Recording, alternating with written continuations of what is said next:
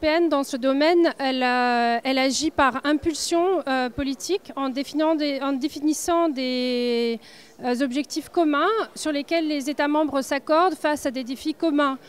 Donc là, aujourd'hui, on a beaucoup parlé de transition climatique notamment, et il faut que le marché du travail s'adapte à ces transitions. Et donc, qui dit marché du travail dit des gens formés et qui ont les compétences dont l'ensemble des pays européens ont besoin.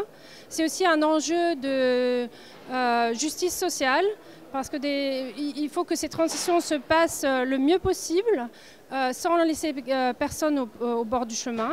Et pour ça, ça demande de former tout le monde, y compris ceux qui sont le plus éloignés des systèmes de formation. Donc il y a beaucoup d'efforts pour aller vers ceux qui sont le moins bien formés.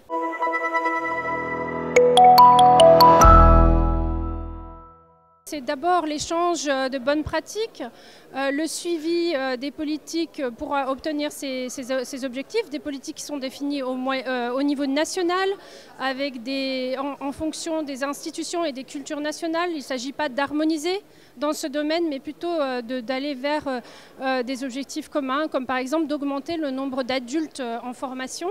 On a un grand objectif pour 2030 qui est de faire en sorte que 60% des adultes soient en formation au cours d'une année d'ici 2030, alors qu'actuellement c'est que 37%. Donc c'est un objectif ambitieux. Chaque État membre, en fonction de ses institutions, de sa culture, met en place les politiques qui conviennent pour atteindre cet objectif ambitieux.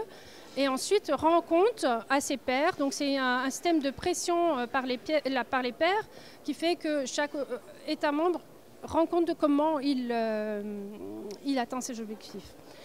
Le deuxième outil, c'est le financement.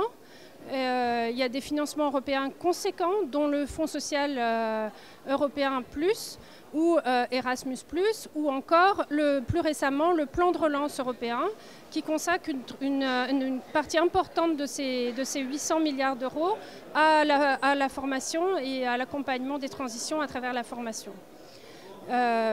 L'avantage, c'est que ces fonds européens, ils sont disponibles et ils doivent être dépensés en lien avec les objectifs communs de l'Union européenne.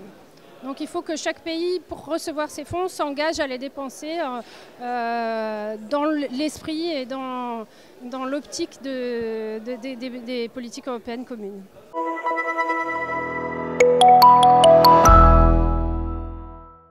Alors, je suis là aujourd'hui pour faire savoir que l'Union européenne a un rôle, que ce soit en termes d'impulsion politique ou de financement de la formation, mais aussi parce que cette année, l'année 2023, a été proclamée année européenne des compétences.